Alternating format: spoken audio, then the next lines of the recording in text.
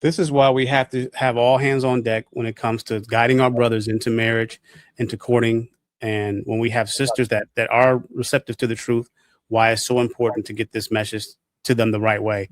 This is what Jesus' disciples said when they saw this, how difficult the marriage is. Jesus is talking about the law of Moses and how Moses allowed them to get divorced, by putting it down in writing and a certificate and sending the woman off. And Jesus says in verse 8 here of Matthew chapter 12, I believe, it says, Jesus said to them, because of your hard hearts, Moses allowed you to divorce your wives. It was not like that from the beginning. He goes even further. And he talks about that you can't just get divorced anymore. That's not what God made it for. And then in verse 10, it says, his followers said to him, if that is the way of a man with his wife, it is better not to be married.